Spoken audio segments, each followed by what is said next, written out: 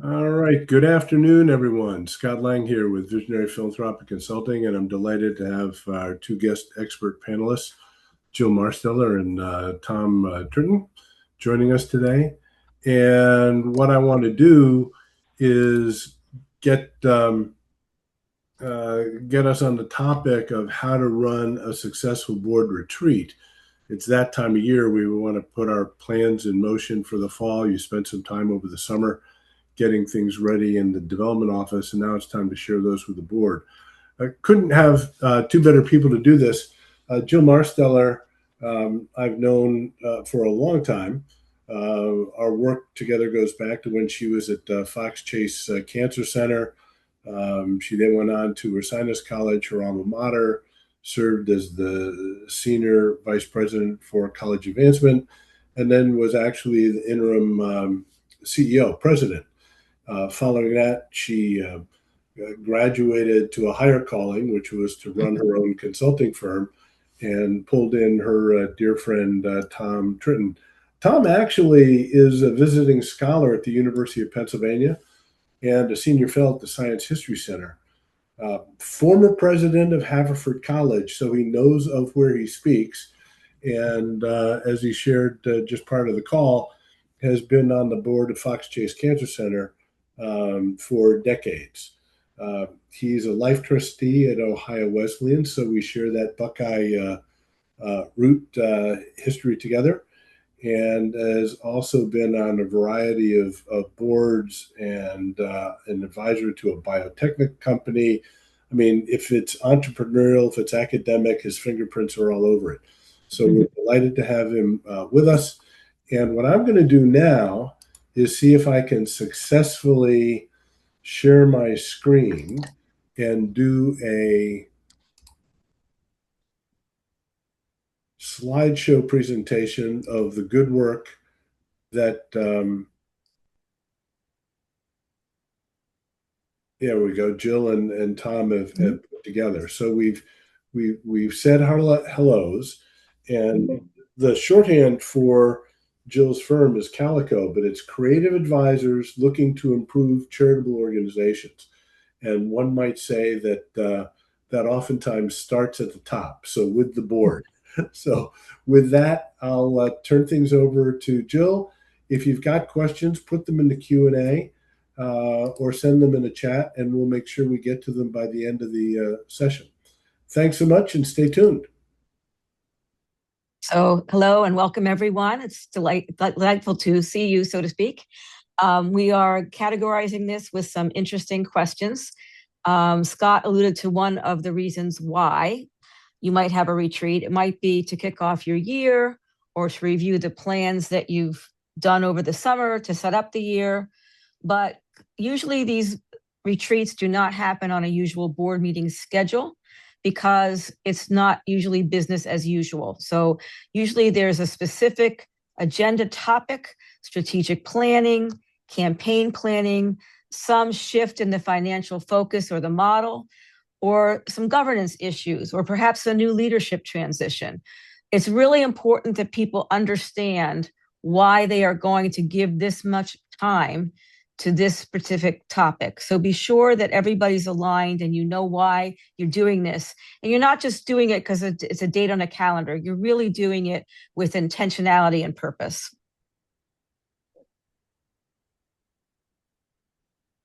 Yeah, I would add a historical insight into that, Jill. I can't resist my academic instincts.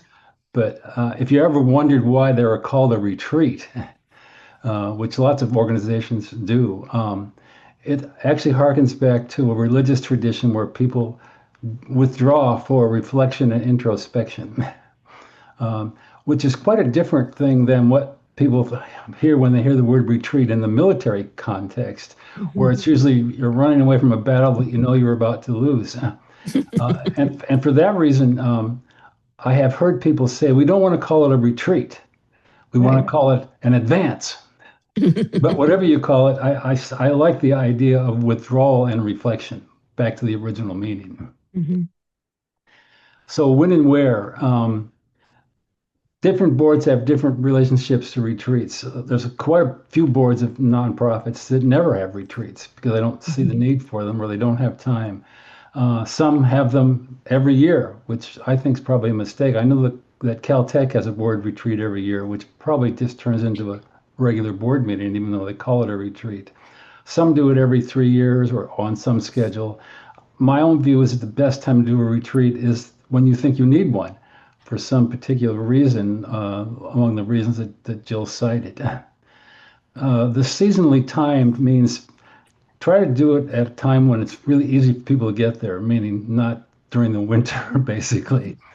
And you can do it at the time of a regular board meeting, but if you do, you run into the problem of what are we're going to do about the committees that need to meet. And I think the solution to that problem is to just have the committees meet by Zoom before the meeting, and then you don't have to consume any of the retreat time for regular meetings, and you can concentrate solely on the strategic vision that you're trying to create. Giving a lot of advance notice, probably a year, maybe even more, so people know this is coming up. They can put it on their schedule. They can plan for it. One downside, another downside to an offsite retreat is, which I'm going to mention in a minute, is that it costs the institution more to do that because when you have a board meeting at home, it doesn't cost you anything for travel. So that's something you want to factor into where you do it as well. But our view, I know Jill and I agree on this, that doing it someplace other than at a home base is really helpful. Fresh scenery helps you get ideas that might not occur to you in the normal course of events when you're just working as you always work. So when possible and when financially feasible, because it is expensive both in time and in money to hold a board retreat, go somewhere else, someone's club, a resort, a law office, downtown, even from the home base, but get away from where you're used to meeting. And often, if you do it that way, an office or a country club or something, board members will also sponsor or help pay for that and defray the cost, which is terrific. Tom, do you think it's better to be virtual or in person, given the where? I am totally not a fan of hybrid meetings, where some people are virtual and some people are present. I think if you cannot get everybody together, it's better for it to be all virtual. Obviously, the best thing is for everybody to be present in person. But try to avoid the situation where the people in the room forget about the people on Zoom and the people on Zoom don't feel like they're present and part of the discussion. Yeah, I totally agree with that. I think it's the synergy of the room that and the hallway conversations that really can make a big difference. It's like going to a conference, a professional conference. Some of the best conversations don't happen in the room of the conference. They happen in other locations. So that's why it's really important to be together. And you can share meals together. You know, it's terrible when you're munching on your lunch and somebody's on a Zoom camera. Been there, done that, and it isn't really desirable.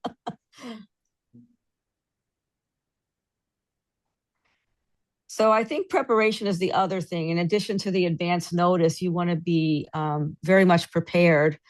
I think Tom and I both agree that it's a special meeting. So you want to have somebody neutral and somebody that can keep the conversation going. Just like you're in a new location, you want a new face or faces that can help you be objective, not necessarily know the personalities and all of the politics, so that they can ensure that the objective of the day or the objectives of the day are met and the discussion can keep moving forward.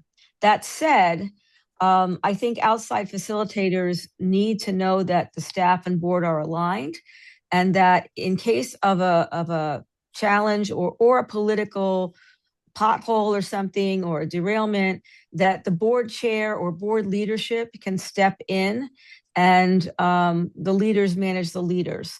That's not really the role of the facilitator. The facilitator is to keep dialogue going, help stay on track, help move towards meeting the agenda. But board members were going to have to manage each other. So a clear and crisp agenda.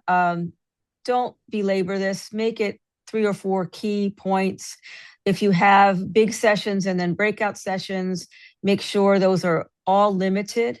You might want to have a hybrid of those, something big that frames everything, and then some working sessions and come back. Sometimes you need everyone in the same room.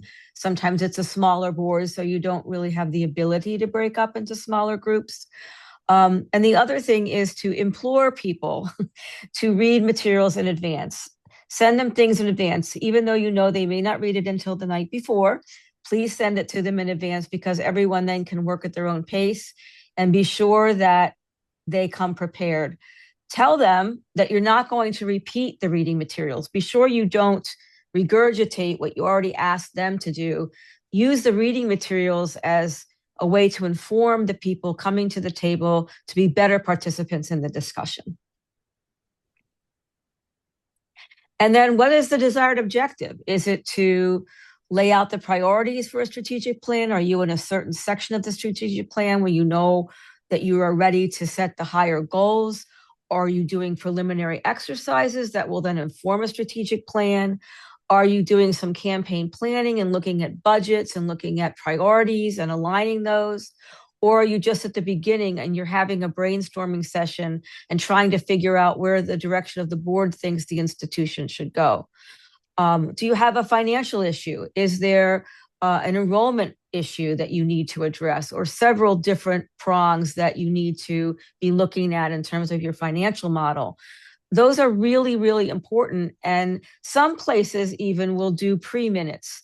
So they will already write what they think the outcomes are going to be in terms of the topics, not the actual what was said by whom, but to be sure that you're heading in that direction of where the framing of the whole retreat started with. And it's really important that the staff and the board are aligned. You don't want things to be upset in the middle of the conversation where somebody says, well, I didn't know we were going to be talking about this. There was nothing in the material you sent me about that, and go off on a wild goose chase. You want to be sure everybody is aligned and everybody's heading in the same direction, even though the discussion, for good discussion to happen, has to zig and zag and give and take. That's what you really want to have happen at that retreat. What do you think, Tom? Great.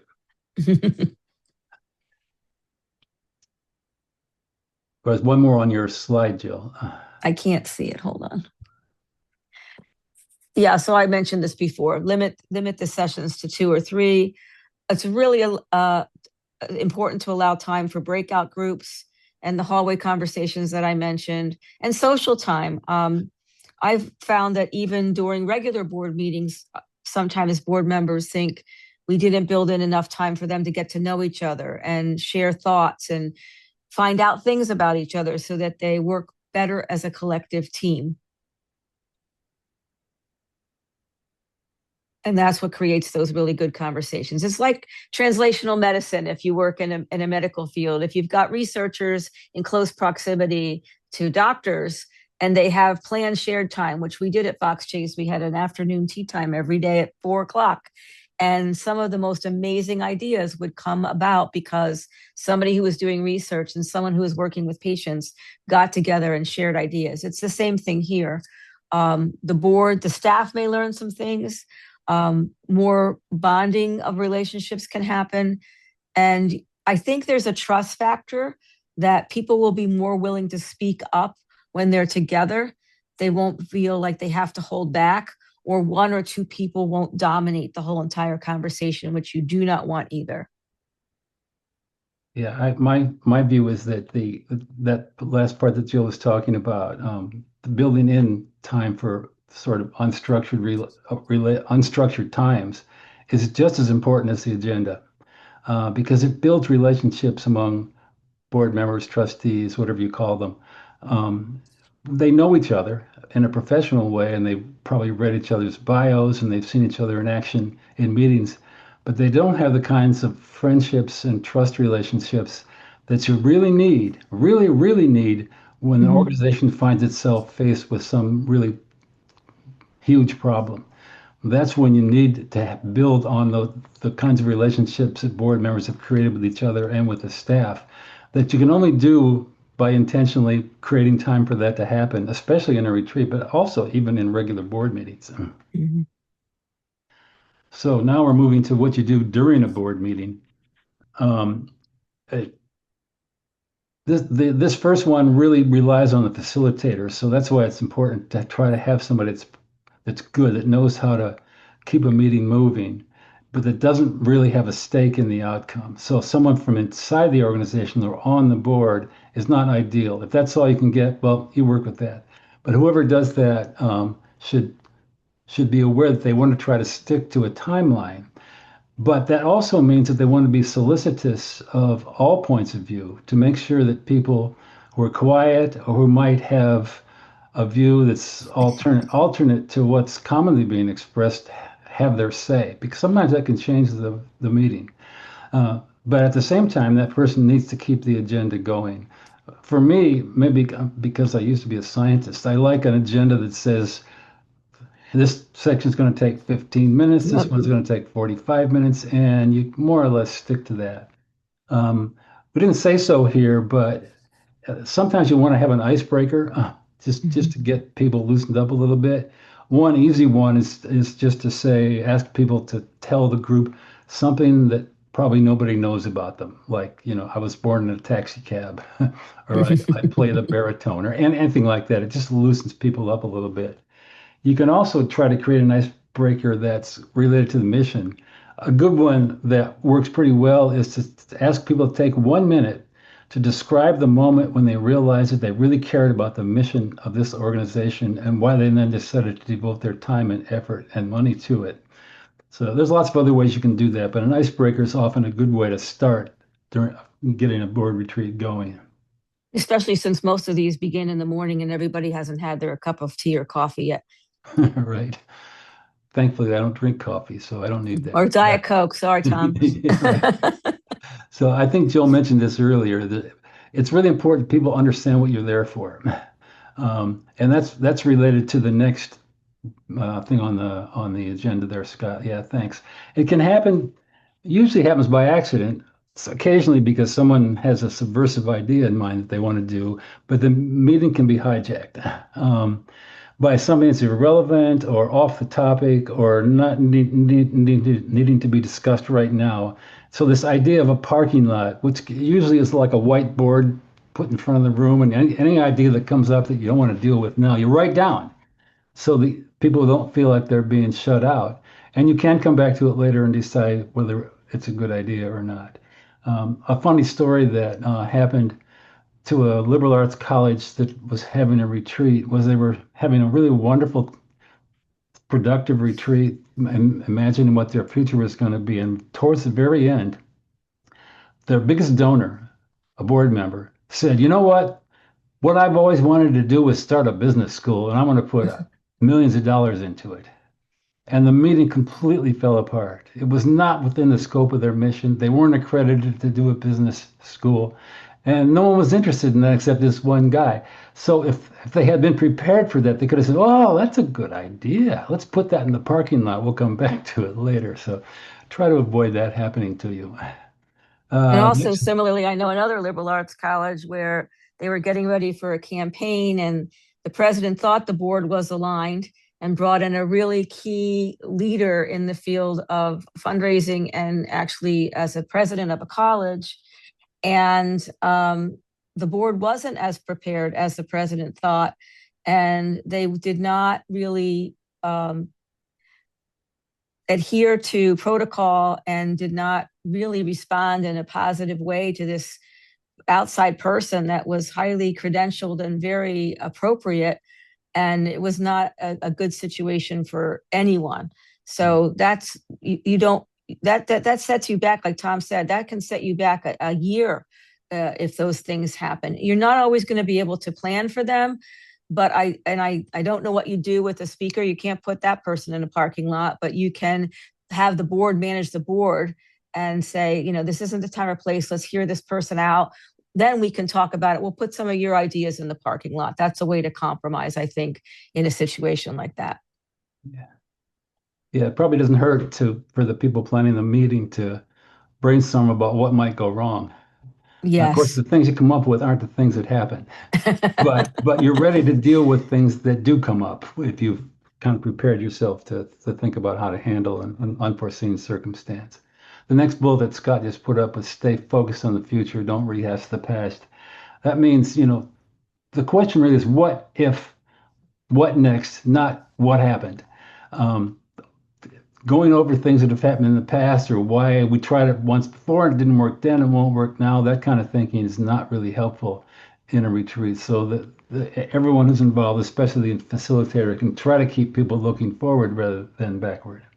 And I And think there's one, yeah, yeah, Jill. can I just add one more thing there? I think there's a difference too in blue sky thinking or brainstorming and actually planning for your future. Both are needed at different times, but the board and staff need to know which it is. Blue sky thinking, free writing, that's just let's throw out ideas and let's not be limited by finances, or let's just be really creative and then we'll figure it out from there. That's different than let's set the tone for where we want to go in the next 5 years with our organization and how we might get there. And I think that's a really important difference. Otherwise, the blue sky thinking might overwhelm people and they might think, oh my gosh, we have to do all these 20 things, when in fact you're just trying to get people to loosen up and get their minds to be turned on to the best of their ability so that you can work from that to other things. Yeah, Jill, you're reminding me of a story that you know about that I'll tell that happened to me when I was doing a board retreat. The only one I did when I was at Haverford. It was a blue sky retreat in which we were imagining all sorts of possibilities, and people were encouraged to think as wildly as they wanted. There wasn't any attempt to reach agreement or to come to some final definitive conclusion. It was just thinking about all the possibilities. So it was a pretty wild meeting. And at the end of the meeting, the board chair got up and said, "Well, that was a wild meeting. Tom, why don't you come up and summarize it for us?" Well, luckily, I'm objective enough to have been thinking about not being called up to do that, but writing it up afterwards. So I had a few thoughts in my mind. But as I'm walking to the front of the room trying to put it together in my head, one of the board members held up her shoe to me. And I said, "Asia, what are you doing?" And she said, "Tom, nobody wants to be in your shoes now." So I guess that's just a piece of wisdom for anyone who might get called upon to summarize a meeting. Be ready for it in case it happens. Um, the last thing on the slide here was end with an action plan. That is, who's responsible for everything that we've decided and by when. You might want to do that several times during the course of a retreat when things come up that you've kind of reached a conclusion on. Who's got it? And don't be giving the staff extra work unless the staff is in the room and knows that they can handle it. The board shouldn't decide that, oh, well, we could do these 10 things, and then the staff is stunned and says, actually, we can't. You want to have consensus around that. And you really want the board to have a level of responsibility, not for operations, but for oversight, for keeping things moving, for keeping the vision, for talking the same language, that kind of thing. So now we get to after. So as Tom said, he was already thinking about what he was going to do to write up the retreat. I know we have all kinds of AI opportunities now, and they capture all kinds of wonderful notes for us. I have found that they don't always capture everything, and they don't always capture everything in a priority order or in a way that will be easy for people to understand. So someone has to be responsible for sending the follow-up notes and the action plan and the responsibilities, and set up a calendar. It's really great to manage by deadlines. People are responsive to deadlines. So by December, we're going to have done these 2 things. By next summer, we're going to have done these other 2 things. In between, things may change and you may have to adjust those action plans. You might have to account for things. Who knew in January of 2020 that everything would be shut down 2 months later? Nobody. So you can't always plan for everything, but you have to adjust accordingly. But it's better to at least be proactive and working towards deadlines than not having them at all. So when you get back into your routine of future board meetings, I would allow for 15 minutes, 20 minutes every single board meeting to check in on one of those objectives. That's also a very important part if you're doing a strategic planning retreat, and you're at the end and you know what your goals are. Every single board meeting, talk about one of those goals. Every single board meeting, talk about one of those action steps. And check off what you've been able to do and be realistic about what you haven't been able to do and why. If you've checked off all the boxes, then you're ahead of the game and what comes next. I don't want people to just go off and have a retreat and say, that was really great. We had a wonderful time. We shared lunch together and forget about it. It's important for this to be a living, breathing future aspect of how you work together and what you accomplish together. Yeah, the best example of that is an organization that Jill and Scott both know, and so do I, the Fox Chase Cancer Center. A former president at every board meeting had a slide with, I think it was about a dozen different points that could be called the strategic plan or the vision for the future or just the main points of emphasis.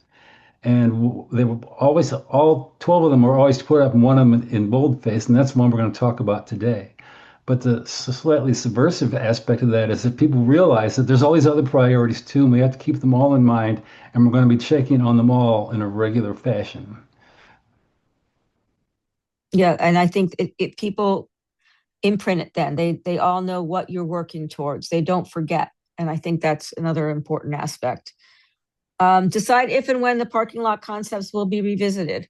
You can always say we heard you, but we aren't going to go there at this time. We have other priorities. Or, hey, we heard you, and that added a different dimension to our thinking, or some other financial resources or ways of going about gaining financial resources that we hadn't given consideration to. That is really a staff decision with board leadership. It often takes time to decide if you want to revisit those concepts. So give yourself time, don't knee jerk it, and be sure that if it's something that's important enough to be revisited, that everybody is on board with it and ready to discuss it the next go around.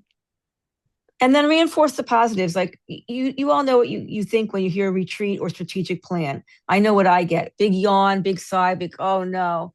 You don't want it to be like that. You want the retreat to have positive outcomes, people who felt heard, a directional aspect for your organization, and then reinforce that so that they feel good about what they did and they're looking forward to when another one might be coming down the road. It doesn't say so on the slide, but it's probably also worth saying that in most cases, unless there's a confidentiality reason not to do this, it would be good to have a communique from the CEO to everybody that says the board had a retreat, and here's the things we talked about, and here's the things that we think are important. And maybe even say, what do you think? Because then people feel like they're heard and that their voice matters and that they're not just being handed down edicts from on high. So, Tom and Jill, if you've got an agenda for the retreat, and maybe it's review of new initiatives and some KPI dashboards, etc. And then, as you said, Tom, some wild, hairy idea comes on the table and you put it in the parking lot. Do you then typically have a section of an upcoming board meeting, maybe it's new business, where you dedicate time to that, or do you wait a year? How do you pull those things in that come up in the board meeting that weren't part of the original objective? Scott, I think that's a question that's not like a math question, which has one right answer. There's no one right answer to that question. It kind of depends on, the personality of the institution, what the nature of those things was, and just exactly what you want to do with them. Sometimes the parking lot is full of stuff that you really don't ever want to take up again. And then to the extent that you can, I think you just let them fade away. And if you have to, you say to people, it's a good idea, but just because it's a good idea doesn't mean we have to do it. that's a good way to politely but firmly say, let's put this away for now. Something that bears coming back up again, you should identify and then take it up Mhm. at a future board meeting after discussing it among staff beforehand. Then I'll ask another question relative to the accountability. Uh, are you? I'm going back to your Haverford days. Are you, as the president, the one who's responsible for following up with each of the board members who agreed to handle something, or does that get delegated to maybe a provost for an academic piece, an admissions VP for an enrollment piece, an advancement officer for the philanthropy revenue? I mean, how did you like to have your senior staff interact with the board? Yeah, Jill can answer this too because she's been a college president twice. So, but I think ultimately the president's responsible for Mhm. communications. And I know a lot of the organizations that are on this webinar are small and don't have a lot of people they can delegate things to. So it's really up to them. In a larger organization like a university or a hospital or something like that, yeah, I would delegate the follow up to the responsible senior person to follow up with the board, keeping me informed and involved as necessary. So it And depends. sometimes they go to committee so that the advancement committee, so it's the board and staff working together on something. Um, and if that committee structure exists, that's just a natural segue into that work. You don't have to make up something else. If it's something that's going to take a little longer, sometimes people set up working groups. So those are things that pop up for a while and you work on the project for 8 months and then it disappears. Um, it depends on what the topic is and how you're structured. Someone once told me that a successful meeting is one in which things get done. Have you been to retreats where things sort of languish and you walk away frustrated, or how do you ensure that you actually achieve the objective of the day, particularly if you're being dependent on a third party facilitator who maybe doesn't have as much invested as the two of you? Well, we didn't say this, but I think a good deal of training of the facilitator needs to happen about what you want to accomplish and what you Mhm. want to avoid have happening if possible. Because even though they're not invested because they don't work there and don't have a real stake in the organization, they have an emotional stake in being successful as a facilitator, and you're probably paying them at least a nominal amount, so they want to feel like they earned their money. So the preparation that you give that person helps from that regard. And Tom and I do a lot of these. We've done governance retreats. We did one for campaign planning with an emphasis on estate gifts and had all the board actually make a commitment to put the place in their will. We just recently did a board retreat with a smaller organization where we were at a point for their strategic plan in which the higher level goals were ready to be achieved or stated objectively. And we spent the whole day on a project getting to that point. So we've been on both sides of the table. And I think what Tom said about everybody being aligned and knowing what they want to accomplish, why they're there for that day, and making good use of people's time, it usually will not languish if everybody does the preparation up front. Mm-hmm.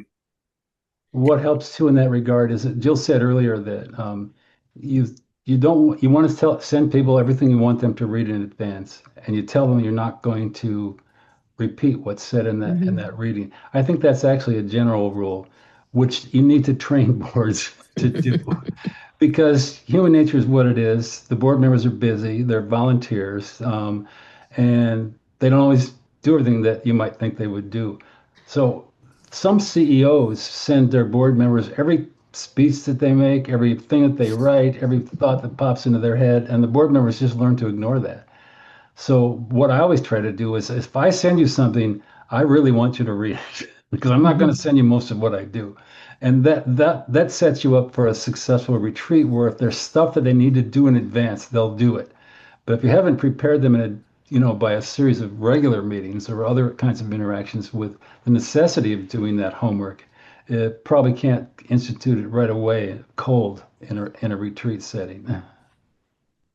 And going back to your early slide, you were talking, Tom, about setting the date for this well in advance, maybe even a year ahead of time, so that everybody knows.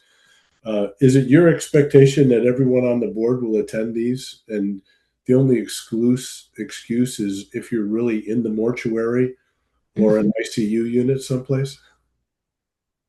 That's not even a very good excuse, you know. But yeah, I mean, I think well-functioning boards have their entire schedule set up 3 years in advance because the people that you want on your board are people that have complicated, busy, demanding lives. And if you can't get, if you, you know, if this board meeting you're setting the date 3 months hence for the next one, or a retreat that's next month, you're going to lose a lot of them. That's why you want to do planning a long ways in advance. Get them to write it in ink in their calendar. Not that anybody Don't uses change it. calendar. Don't change it. Don't do 3 years ahead and then all of a sudden, I've seen this happen more than once. Don't change it. Yeah, agree. And so we did a webinar last fall about things not to do, solicitations we've seen that were just abysmal, emailing somebody a request for $1 million gift without ever having talked to them in advance. Uh, is there something that you've experienced where you just in a retreat where you just shudder and would say, based on that, we'll never repeat that again? Any kind of a lesson you can share with the audience? Well, mine kind of goes back to what I said earlier about the one example where the outside speaker was not treated with decorum. Setting the ground rules of professional protocol. You assume everybody knows them. Like there's no shouting, no crying in baseball. You assume that people will act accordingly, but sometimes they don't. And I really think playing referee up front and saying, here are the rules we're playing by. Here is the professional decorum we expect out of everyone. And if not, then we're not going to be working together for success. But I think just saying it up front it's like they can't say they didn't know. And that would be the role of the facilitator to say, here's how we're going to interact. Or the person framing the retreat. Maybe it's the board chair. Maybe the board chair is framing the retreat for the day. I'd love to have the board chair do it. I think that would be really important. Mm-hmm. The other thing you can do is use the back channel if you need it. That is, if you have a board member, and a lot of boards have one, who's a problem, then they're always out of sync with things. They got other kinds of motivations, and they're the most likely to upset things. Either the CEO or the board chair talks to them in advance to get them on their side. It doesn't always work, but at least you make the effort, and you always know who that person is. Mm-hmm. Hopefully, you don't have more than one. Mm-hmm. So I want to press on something that you said earlier, Tom, which was to have these retreats maybe every third year. How do you address, let's say we go through a 3-year planning cycle and the need to revisit the plan annually to determine what the gaps are between what we said we were going to do this year as an objective and what we actually accomplished, and then where we need to either make up time or accelerate because we succeeded our expectations for the next year? How would you, if you're not going to have a retreat annually, would you just set maybe the first board meeting of the year, whether it's fiscal or calendar, to a significant portion dealing with an update on the operating plan? Yeah, I mean, I think our recommendation really is to do a piece of that at every board meeting. And if you want to do a regular broad overview, you might do that yearly. I I don't know if you'll agree or if you do, Scott. I don't really think you should ever do a retreat unless there's a specific reason to do it. So every 3 years is sometimes done, but then it just becomes kind of routine in a regular meeting. If you need one every year, do it every year. If you don't need one for 10 years, wait 10 years. You have to understand your organization and what its needs are at the moment when you want to really get away from regular business and think about the big picture and how you want to live for the next period. Mhm. New leadership transitions are especially good times to do that, both for the camaraderie and understanding and trust factors, and also for the onboarding and the cultural connection. Not all new leaders are understanding of what they're really walking into. They may think they understand it, but the old saying that culture eats strategy for lunch is really true. And if everybody can connect and be supportive, that would be a good time as well. Mhm. That's helpful. And one last question relative to sort of boards generically. Um, Jill, you and I were in a conversation recently where a board chair actually announced to the board members what he was going to do as a personal philanthropic investment toward the campaign, and said, "I'm not telling you how much to give. I'm just telling you what I'm doing, but I am going to tell you that if our organization isn't one of your top three charities, you need to give serious thought as to why you're here." So I wondered, that was such a nice statement. How, Hmm. how do the two of you sort of reinforce the need to ensure that board members are fully engaged, and how do you bring people on board who have that passion for the institution? And I guess the what I'm not asking is what's the offboarding strategy if somebody isn't working out? Do they have to live up to their 3-year term? Well, first of all, there should be job descriptions for board members so they know what they're getting taken from the bylaws. How long are the terms? How many terms can they have? Do they have to step off a year? Can they come back? All those things, they vary by every organization. So it should be very clear when you're recruiting someone as to what they're getting into and what the expectations are, even philanthropically. Some boards have stated amounts of money to give. I'm not a big fan of that because I think if people say that you're in the top three charities, you're good. They know what they're capable of doing. And if leadership sets the example, as that board chair did, they know where the bar is. And that person actually told them how he calculated that answer. And it was both a current giving answer and an estate answer. Um, and then the bylaws often tell you how to offboard someone. The challenge is, will the leadership actually do that? Right, Tom? We've been in those situations. I tell you that honestly, I've never ever seen a board that was good at that.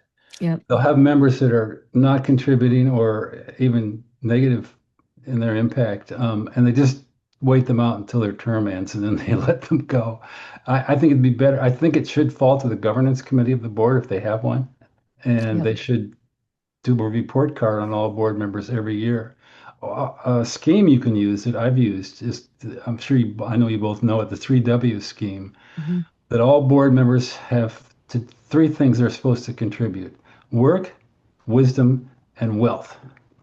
But you only have to do two of those. Now, no one's going to claim wisdom. So what you really have to do is work hard and give a lot of money.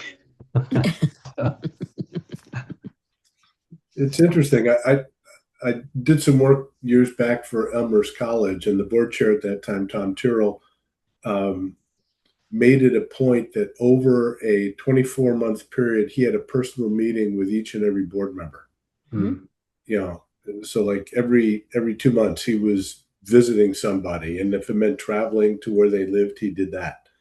Um, have it is that kind of engagement typical of board chairs or something that you would see as being aspirational?